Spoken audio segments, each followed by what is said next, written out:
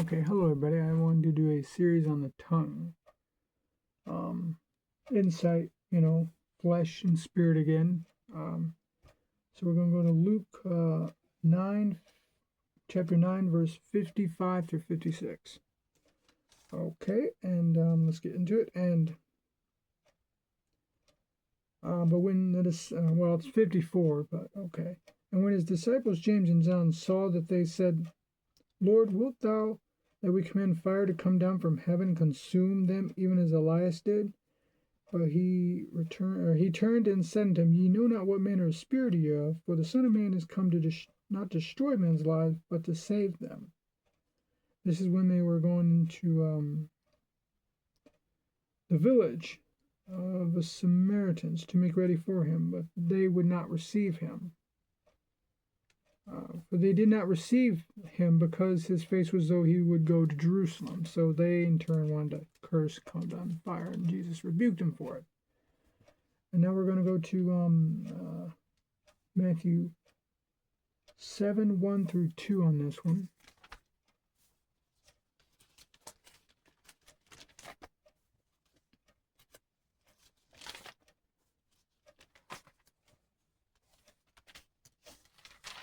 All right, 7, 1 through 2. Judge not that ye be not judged, for what judgment ye judge shall ye be judged, and what measure ye shall make, it shall be measured unto you again.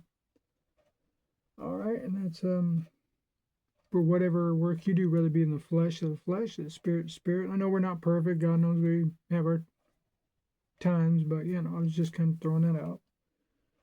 Now we're going to go to Proverbs 15:1 here.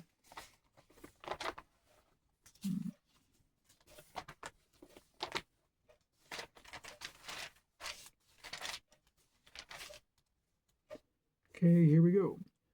A soft answer turn away wrath, but grievous words stir up anger. What James and John did, they rejected, and they wanted to call down fire from him. But Jesus rebuked them and said, You know not what manner, spirit you're of. He corrected them. What person they are in the flesh, judging and all that. Now we're going to go to 15:14 here. The heart of him that hath understanding seek knowledge, but the mouth of fools feedeth on foolishness. Understand that. Another thing, Jesus had understanding, being the Son of God, and James and John, they were forward, hard-headed a bit on that, and called them the sons of thunder. So I'll give you insight into that. Quick to judge. God knows sometimes we let slip the tongue, but Now we're going to go to 26:28.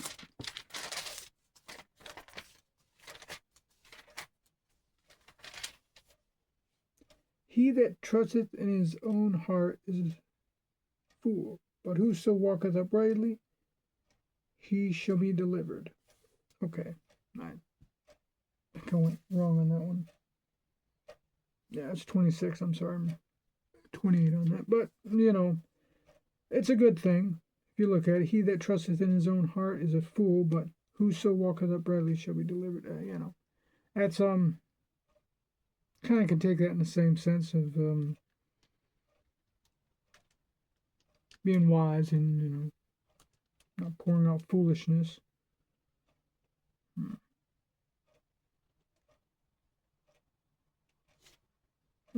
I should have gone with he that is proud in heart stirreth up strife, but he that putteth trust in the Lord is made fat.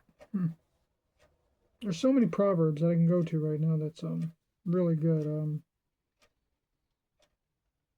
It's just kind of like, time frame and all. We'll go to 26:28 though.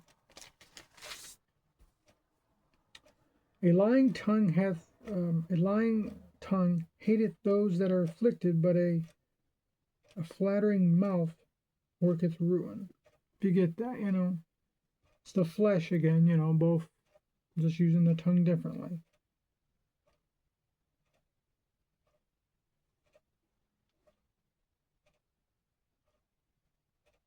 I'm going to go 29:11. A fool uttereth his mind, but a wise man keeps it still afterwards. you know. That's a pretty good thing right there. You know, being wise, you know. James and John were kind of forward, still needing correction.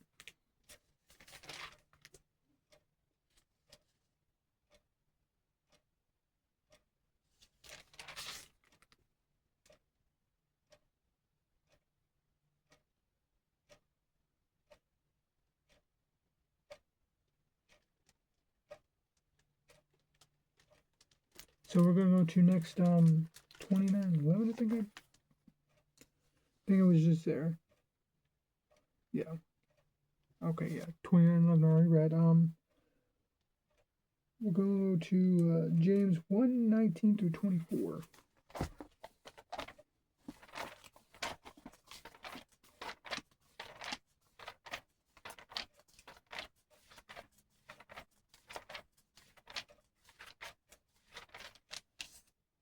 It's James 1:19 through 24. Wherefore, my beloved brethren, let every man be swift to hear, slow to speak, slow to wrath. For the wrath of man worketh not the righteousness of God. Wherefore lay apart of all filthiness, superfluity of naughtiness, and receive with the meekness the engrafted word, which is able to save your souls. Be ye doers of the word, not hearers only, deceiving yourselves. For if any man be a hearer of the word, and not a doer, he is like a man beholding the natural face of a glass. For he beholdeth himself, and goeth his way, and straightway forgetteth what manner of man he was. Okay. So now we're going to go to chapter 3 of James, verse 2 through 12. For in many things we offend not. For in many things we offend all. If any man offend not in word, the same is perfect man, and able to bridle his own body. Behold, we put bits in the horses' mouths, that they may obey us, and we turn about their whole body.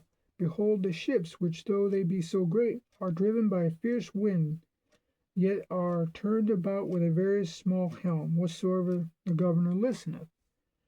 Even so the tongue is a little member, and boasteth great things. Behold, how great a matter a little fire kindleth. And the tongue is a fire, a world of iniquity. So is the tongue among the members that defile the whole body, and setteth the fire in course of nature. It is set on fire of hell. For every kind of beast, and of bird, and of serpent, and of things in the sea, is tamed and hath been tamed of mankind. But the tongue no man can tame. It is an unruly evil, full of poisonous asp, or deadly asp, Therefore bless we God, even the Father, and therewith curse we men, which are made after the similitude of God. Out of the same mouth proceeded blessings and cursing. My brethren, these things ought be. Doeth the foundation send forth the same place sweet water and bitter? Can the fig tree, my brethren, bear olive berries, either a fine fig, or can so the fountain both yield salt and water and fresh? Whoso is wise man, endowed with knowledge among you, let him show out his good conversation, his works with meekness of wisdom. Okay, this is talking about the flesh and spirit, giving you counsel of walking in the spirit. But if there be,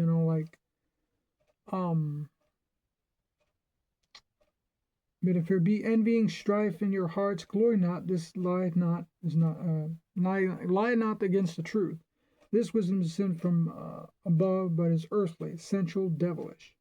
Where there is envying, strife, there is confusion, every evil work. But the wisdom that is from above is pure, peaceable, gentle, and easy, full of mercy, good fruits, without partiality, without hypocrisy, and the fruit of righteousness in them that sow peace and them that make peace. Okay, that's talking about humility, walking in the spirit. The other one's about the flesh. You judge, throw stones. I know everybody has their grief at times. We all, we have our burden, and times Jesus, Peter said, cast your cares before the Lord. So, at times we do that, confess your faults one for another. James says that. Even friends talk about their troubles, and nothing wrong in that. And sometimes grief is bare, and it's good to get out. You can't hold that in at times. It's hard. But I hope the subject helps you on the tongue. And give a little insight on Proverbs a bit, separating the spirit and the flesh stuff, you know, if you can. But I hope you enjoyed that. I wish I could do more. There's so many subjects on Proverbs I wish I could do, but it's just so, it's a lot. Trust me. I read Proverbs, boom, boom, boom. Things come together. It's like, oh gosh, there's so much I can do. Put here, put this there, you know. But I hope you enjoy that, and thank you. Appreciate it. Bye.